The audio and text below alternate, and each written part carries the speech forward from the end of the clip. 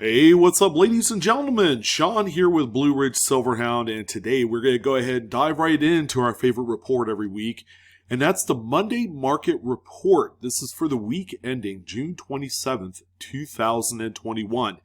Well, I can honestly say as we come to a close for the month of June, I would say that we are firmly in summertime season here, and great news. The coin market, who would have guessed, is still as good as ever. Prices are through the roof. The market is robust, and people, collectors, registry set people are paying through the nose for some of these coins. It's just absolutely amazing. While other indexes of the collectibles market like sports cards and tradable card games and comic books have been dropping a good deal to kind of find its price point and its area, coins seems to be performing at probably one of the highest levels that I've seen in quite some time. We have a number of coins on the list that I'm going to be absolutely excited to talk about.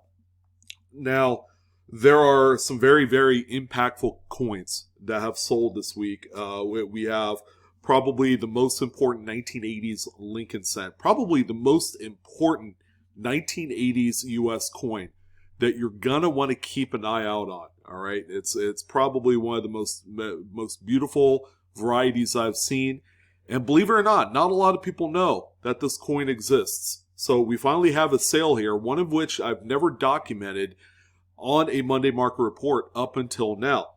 Furthermore, we have another really nice Lincoln cent double die. All right, that's not a 69S. And by the way, the Monday Market Report is all post-1900 modern coins, in case you were kind of wondering what I cover in this video. Furthermore, we have a couple of really beautiful Jefferson nickels.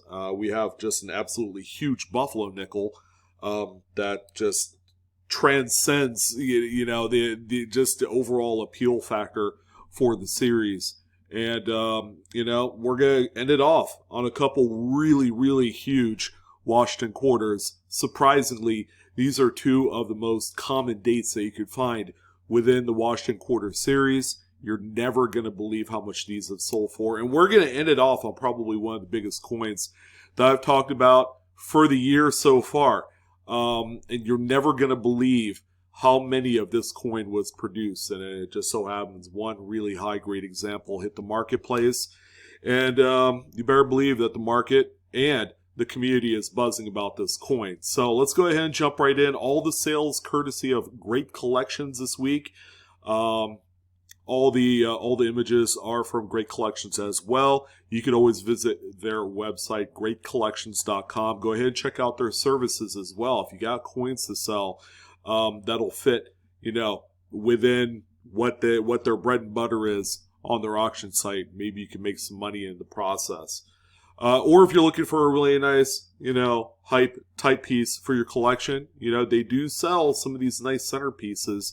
Go ahead and check them out. All right, so Monday Market Report. Let's go ahead and jump right into the first coin here on the list, and it's going to be that 1982 Lincoln Memorial cent. Again, this is probably the biggest variety that you will want to look for in the series. So as we all know, 1982 was kind of a transition year, all right? So especially for Lincoln cents, we've seen the penny all of a sudden go from a bronze composition to all of a sudden kind of like this cheap kind of manufactured new composition, which is a copper-coated zinc planchet. We all have dealt with this for nearly 40 years. So there's really no big surprise about this coin. But in addition, there are 7 different types of this date. You have your large dates, you have your small dates, you have some made in bronze, you have some that are made in copper-coated zinc. So there's a lot of interesting things to look for this particular date. But if you were to take this coin here, which is a doubled die reverse, it is also in the Cherry Picker's Guide. It is one of the biggest varieties of the 80s. And again, not a lot of people know that this coin exists. They're too hung up on the date size and what composition it is and all that. But in terms of varieties, This is the big one right here. Now, if you look on the reverse, your biggest amount of doubling is going to be on E pluribus unum, but of course it doesn't stop there. Any one of the letters here in good old US of A is going to display some of those robust doubling features that you expect on this coin. Now, in terms of condition, this is not what I consider to be like, just blow you out of the water type of condition. It's got some issues, I would say, but it did straight grade through NGC as a Mint State 62 red. So the coin has definitely circulated a good deal before it was finally discovered. Call it a coin roll hunting find, I would say. But check it out. There's a few carbon spots on the obverse. It kind of detracts from the eye appeal. And I feel like because of that, this coin probably could have sold for a good deal more. This example sold for $2,308.49. If you need more kind of like close-up pictures of this coin, you could always check out varietyvista.com or coppercoins.com. They're two of like my favorite websites that you could go to look at the close-up diagnostics of this variety. Simply great coin. I would love to see this in like a Mint State 65 red. I haven't seen them, but I can imagine that's going to be a 5-figure coin all day long. All right, the next one right here is a doubled die that is quite possibly overshadowed by its brother, the 1969S DDO FS101. But here we have the 1970S DDO number 1. This is the FS101 as well. You can just see the amazing doubling in Liberty and in the motto, "In God We Trust." Although it's not as strong as the 69S, this is a coin that kind of holds its own as being a very, very important variety to the people looking for it. What else can I tell you? This is a PCGS Mint State 65 red. It's a really beautiful grade. The coin is in nice shape. Graded by PCGS, gold shield as well. This one sold for $7,932.38. This is a coin that in which 2 of them were available on great collections today. And the other one, which is a grade point lower, sold for a little bit less, all right around $3,700, somewhere thereabouts. Just a really beautiful coin. Keep an eye out for these. There have been a number of them discovered as Mint State Reds, which can only mean that these were found in BU rolls at one point. I would say that's the best place to look for these. But again, a very rare, very valuable error, or variety rather. Definitely keep an eye out for something like this. All right, the next coin that we have here is more than likely just a registry set piece. It's a 1947 Lincoln Memorial set. This one right here grades out NGC Mint State 67 red. Perfect grade for a registry set all day long. And that's really about it. All right, this is a coin that has been graded a number of times and at one point was probably worth as much as, I don't know, a few $2,000 or $3,000. But you got to understand, with some of these more common dated Lincolns, Jefferson nickels, Roosevelt dimes, Washington quarters, it's only going to be a matter of time where another example in that same numerical grade comes out and it adds to the population count, and it's going to make all the other subsequent coins go down in value. So that's why I always say this is not an investable coin, but it's more for the registry set game. All right, so I mean it's a decent looking coin, but NGC stretched a little bit with this one with the carbon spotting on the obverse. It's not what I consider to be a very good looking coin for a 67, but it is worth noting that this one did sell. This one sold for $1,040.62. The next Lincoln cent, on the other hand, is really pretty. Now, I don't get to talk about 41S all that often because it's such a well-struck coin that finding one in maybe a Mint State 66, like if you need one for a date set or a type set, you just need a really nice example, can be had for under $50. All right, so it's a very common date. It's a very common branch mint for quality. However, this one right here far exceeds the quality measure. It did grade a Mint State 67 plus full red. It's also CAC backed as well, and this one sold for $1,819.12. All right, so we have a few mighty difficult Lincoln cents, we have a 28S. Now, keep in mind, any coin during this era, okay, like the Great Depression age, teens and 20s, and especially those Denver and San Francisco minted examples, are extremely tough to find raw in mint state condition. And it could be brown, red brown, or full red. They're just all extremely tough. And the big reason why is that these were workhorse coins. A lot of them were used in society. They were used in commerce and general circulation. You got to consider the time as well. People really were using pennies like it was the last kind of like amount of money they had to put food on the table. It's sad to think about, but the country did go through that. And because of that, not a lot of people actually save these in high mint state condition grades. All right, so they are inexplicably rare. They're just not out there, especially at coin shops. If you're thinking about maybe cherry picking one of these, they already know what the big secret is. And the secret is there's just not a lot of these out there graded. This one is a PCGS Mid-State 65 red. It could also kind of be a dual-purpose coin as a registry set inclusion or an investment piece. Okay, it could go both ways. But this one sold for $5,349.38. It's right around Mid-State 64 red, where the prices really begin to get out of hand. As far as full red, they're not the prettiest, but you also have to take into consideration the times, the method of manufacture, that, there's just not really a full red example to what we consider it today in the 2000s. It's just so much more different. And people, collectors and registry set people know this. All right, and the same goes for this one right here, 1920D. Now, these early 20s Lincoln cents have been plagued with some pretty crappy strikes.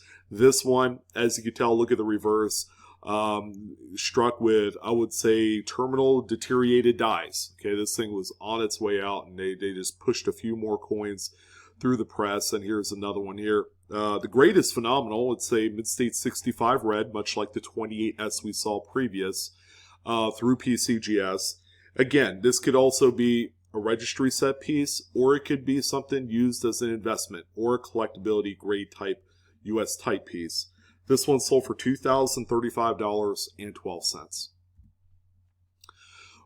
So we're on to nickels here. The first one is a coin that I've been lobbying for quite some time. You gotta look out for these. There was actually two of them that sold this week on Great Collections, both same numerical grade, and believe it or not, they both sold for the same amount of money. And what is it? It's the 1971 proof 5-cent missing S or no S mint mark Jefferson nickel. All right, so this actually was in proof sets, and there are actually a number of proof sets on the secondary market to this day that have that no S nickel. All right, so keep an eye out for these. There's still bound to be a number of them out there. They're still being found to this day.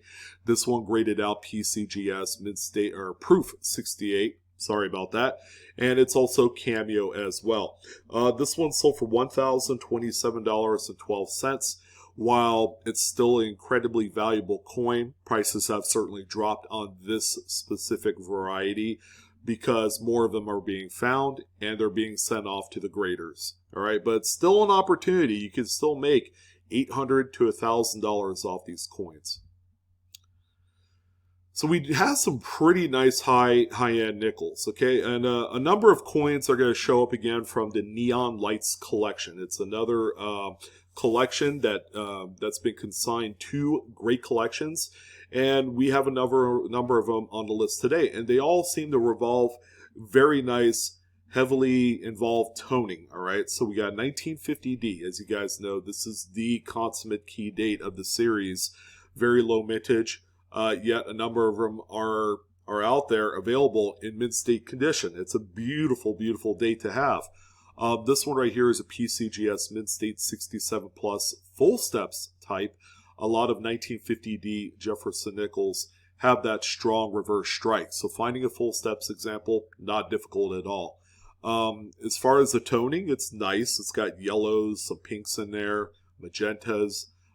It's also QA stickered as well. That's kind of like the modern day CAC sticker. This one right here sold for $1,188. That's actually not too bad for this coin. All right, another Neon Lights collection piece, this time a 1946D Jefferson nickel. This one is just an absolute bomb. It graded out NGC Mid-State 68 5FS. So it's got the 5 full steps designation. However, this one has a gold QA sticker on it. All right, it's really, really a lot more tougher to obtain a gold QA sticker than the regular silver one. All right, that just means that the grading expectations of this coin certainly matched its label information. All right, that's good news. All right, so this coin right here again is perfect for a registry set, and it is a Neon Lights collection piece. This one sold for $5,500 and 12 pennies. More nickels, this time some wartime silver types. Okay, we got 1945S. This is a much tougher date than it looks. All right, this is the final date of the wartime silver range of nickels. And San Francisco's during this time have always been just the least desirable because of their strikes. Finding one that looks pretty hammered and clean can be a little bit tough. However, right here we have just a simply modest PCGS Mid-State 66 full steps. Some will look at this and say, oh yeah, that's a $100 nickel all day long. Well, I'm sorry to inform you, this is actually toward the top end of the curve for grading wise. And this one right here sold for what? $1,181.25. Quite a surprising sum of money for this one right here. Not to be mistaken, of course, for the toned gold and pink 1943D Jefferson nickel. This coin is quite nice looking. Only if you're into the toning types, but you have to kind of be if you want to make more of it. All right, make more of the situation. These coins are always being sought after with some pretty original color on it. Some would say, man, dip that thing, but really, you're gonna take a coin that's sold for let's see, what is it? It sold for $2,137.50. If you went and dipped the coin, it'll probably be worth less than half that. You'll still get the full steps designation, but I think where a lot of the premium comes into play for this coin is definitely the coloration. It grades out a Mid-State 68 5FS, which, believe it or not, is not too difficult on this specific date because the Denver Mint coins of the early wartime silver nickel period were extremely hammered. All right, and they were always pretty well lustrous as well. Just a beautiful coin. Again, $2,137.50 for this one. It's also QA stickered. Now, this is a really nice find. This is actually one of the biggest varieties in Jefferson nickel series, bar none. This is the 1943 over 2 Philadelphia struck wartime silver. This one right here, man, grades extremely high. PCGS Mid-State 67 plus, full steps. Really not a whole lot that would detract other than maybe the toning on the obverse, especially toward the top above Jefferson's head, is a little bit darker for my taste. But people, believe it or not, do like stuff like that just because it shows some originality. The coin was never dipped or played around with. This is about as original as the day it was made. This one right here sold for $8,268.75. And the final nickel of the bunch is going to be a rather semi-key 1916D. Now, any Denver or San Francisco coin of the teens for Buffalo nickels, they are quite rare and valuable in these higher grades. This one here is an NGC Mid-State 67, and if you're lucky enough to find and cherry pick one of these at this grade state, well, you would have done really well. This one right here sold for $15,811.88. Again, the Buffalo Nickel series, I could have talked about a good 15 coins on this market report. I didn't want to bore you guys because Buffalo Nickels are so. They're part of a niche collector base, but at the same time, it's one of the most popular, sets around for U.S. coins. But yeah, 15 large for this beast right here.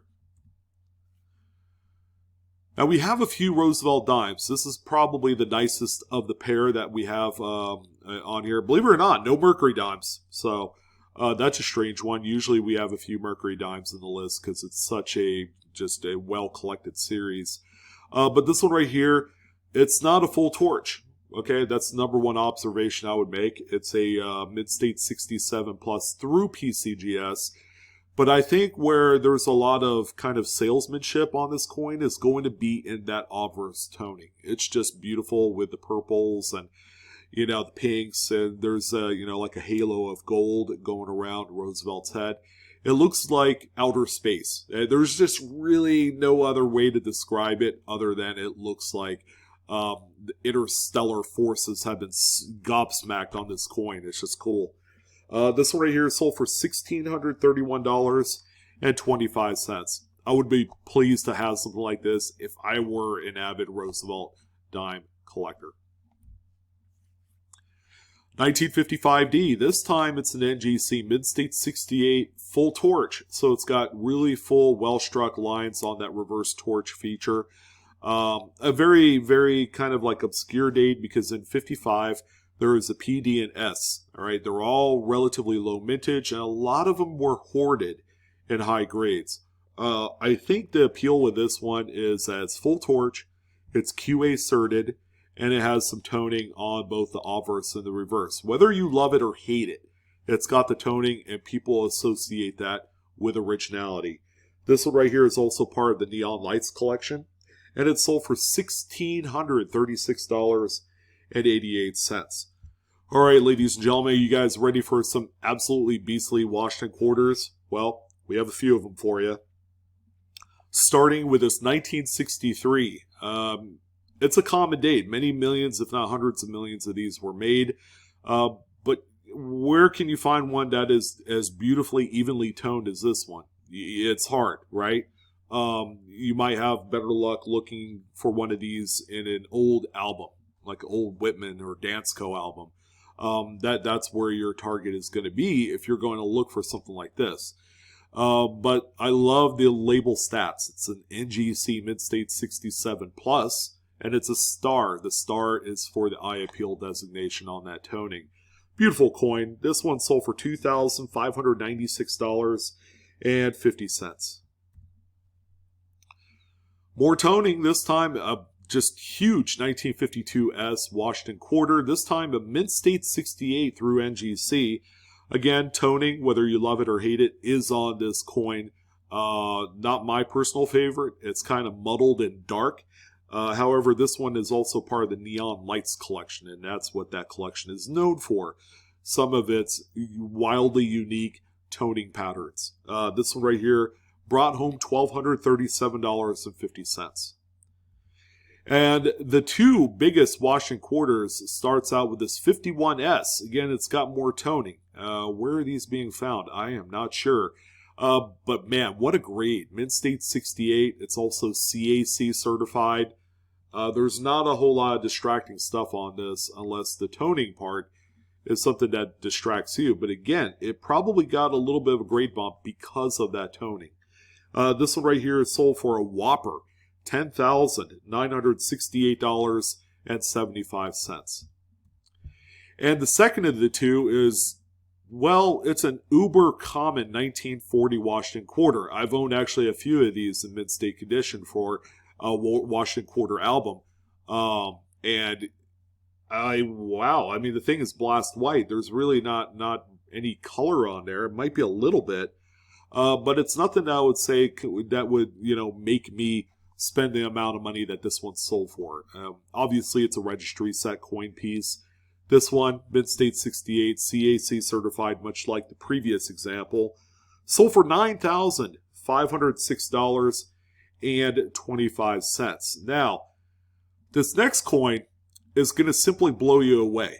Now, we're also used and hung up onto some of the more modern coins, right? Like the Kennedy half dollars is one that a lot more people identify with because they're more accessible through the banking system.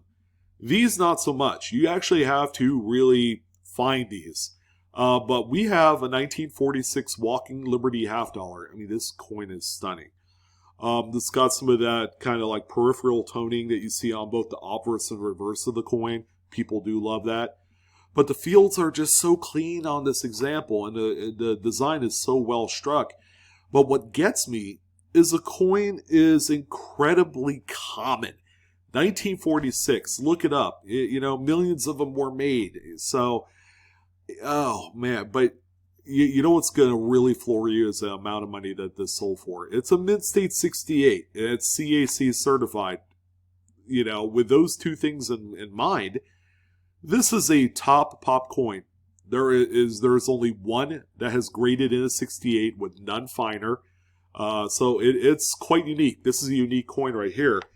Sold for $149,062.50. Just think about all the stuff you could pay off or pay for with that kind of money. And it's all for a common date. What do you think? There's got to be at least one more floating around out there. Maybe there's a 1947, which millions were made, but it's still quite a difficult coin to find at this mid-state level. And that's why people actually go and cherry pick some of the higher, finest registry level type coins, is the possibility of finding a just very money rich coin. And that's what this is. Some would say, well, it's undeserving of that. I'm like, well, yeah, it is. It's unique. There's only one in a 68. And it more than likely it's going to go in a registry set. Would I be crazy enough to pay 150 grand for this coin that is common, and run the risk of a second one entering the market? Because you know what it does? It does the half game. If there is a pop 2 of this coin in a mid-state 68, guess how much this one's going to be worth? Roughly about half what that original person paid for it.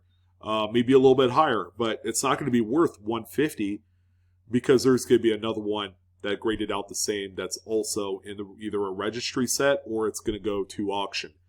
So best of luck. I mean, congrats to the seller and I guess the buyer, because now they have a gauntlet of a coin that will end up in a registry set and will catapult it to new heights in the points system. But that's going to go ahead and do it, guys. Let me know which one was your favorite. There's a lot of really, really nice coins on the list today. Yeah, I mean, if you feel compelled to look for some of these out there in the wild, I would certainly, wish you luck because they are out there. I mean, new stuff's being found every day because I talk about it every week. And all it takes is knowing the grading system, the grading scale, identifying toners that are original and not made up or manufactured to look like beast toners, among a few other things. All right, and really do your research on grading as well, because there are certain coins that just hits new exponential heights at certain grade levels, and that might actually benefit you when it's time to grade it and then sell it. But that's going to go ahead and do it. I'm your host, Sean, with Blue Ridge Silverhound. It sure was a pleasure again. Thank you for all the support of my channel. Don't forget to like, share, or subscribe if you enjoyed today's content. And feel free to hit that bell for instant notifications. Well, Coinaholics, that's going to go ahead and do it for another Monday Market Report. The next one we do will be in the month of July. So we're going to be we're going to be at the halfway point of the summer. And it's exciting because the coin market is just shook and woke all at the same time. It's lit. I mean, everybody uses that word, but I'm using it here too. But yeah, it's cool. It's all good. And I wish you guys the best. Happy hunting. And we are discovering together. You guys take care, and I'll see you later on.